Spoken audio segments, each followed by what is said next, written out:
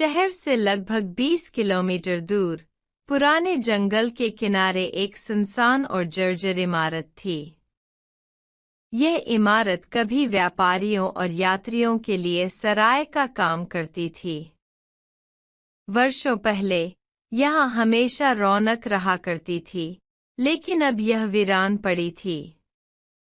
इस सराय को लोग आत्माओं की सराय कहते थे। कहानी थी कि कई साल पहले इस सराय में एक हादसा हुआ था। एक रात सभी यात्री और कर्मचारी रहस्यमय तरीके से गायब हो गए थे। उसके बाद से यहाँ कई अजीब घटनाएं होने लगीं। लोग कहते हैं कि सराय में अब उन लोगों की आत्माएं रहती हैं जो यहाँ ठहरने आए थे। रोहन, एक जिज्ञासु और साहसी पत्रकार, ने इस सराय की सच्चाई का पता लगाने का फैसला किया। उसने अपनी पूरी रिसर्च की और पाया कि जो भी इस सराय में रात बिताने गया, वह या तो गायब हो गया या मानसिक रूप से टूटकर वापस आया। रोहन को रहस्यमयी जगहों की कहानियां लिखने का शौक था और इस सराय की सच्चाई उसके लिए एक चुनौती बन गई। एक ठंडी और अंधेरी रात को रोहन ने अपने कैमरे, नोटबुक और एक टॉर्च के साथ सराय की ओर कदम बढ़ाए। सराय की इमारत जर्जर और खंडहर जैसी लग रही थी। दरवाजे पर जंग लगा हुआ था और इमारत की खिड़कियां टूटी हुई थीं। अंदर से एक अजीब सी ठंडी हवा बाहर आ रही थी। जैसे ही उसने दरवाजा खोला, उसे ऐसा महसूस हुआ कि किसी ने हल्के से उसे पीछे खींचने की कोशिश की। वह डरते हुए अंदर दाखिल हुआ। अंदर हर जगह धूल जमी हुई थी। लकड़ी का फर्श चरमरा रहा था और दीवारों पर पुरानी तस्वीरें टंगी थीं। रिसेप्शन काउंटर पर एक पुरानी रजिस्टर किताब रखी हुई थी। रोहन ने उसे खोला तो पाया कि उसमें नाम तो लिखे थे, लेकिन उनके आगे कोई तारीख दर्ज नहीं थी। जैसे जैसे वह पन्ने पलटता गया, उसे ऐसा लगा कि कोई उसकी हर हरकत पर नजर रख रहा है। तभी उसे अचानक एक घंटी बजने की आवाज सुनाई दी। यह आवाज रिसेप्शन काउंटर के पीछे से आ रही थी। उसने वहां जाकर देखा, लेकिन वहां कोई नहीं था। तभी एक ठंडी आवाज उसके कानों में गूंजने लगी, तुम यहाँ क्यों आए हो? लौट जाओ।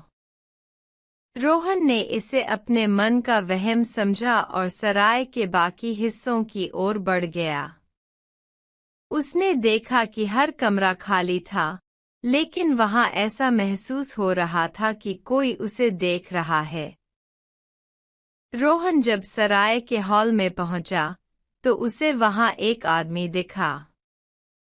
वह सफेद पोशाक पहने हुए था और उसकी आंखें अजीब तरीके से चमक रही थीं। उसने रोहन से कहा, यह जगह तुम्हारे लिए नहीं है। चले जाओ, जब तक समय है। रोहन ने उस पर ध्यान नहीं दिया और अपने काम में जुट गया। लेकिन जब उसने दूसरी ओर कदम बढ़ाया, तो वही आदमी हर जगह उसे दिखने लगा। वह हर बार एक ही बात कहता, तुमने गलत फैसला किया है। अब तुम वापस नहीं जा सकते। आधी रात को रोहन ने सराय के एक कमरे में रुकने का फैसला किया। कमरा सर्द और अंधेरा था। जैसे ही उसने कमरे का दरवाजा बंद किया, खिड़की के बाहर किसी के रोने की आवाज सुनाई दी। उसने खिड़की से झांका तो देखा कि कई परछाइयां सराय के आसपास घूम रही थीं।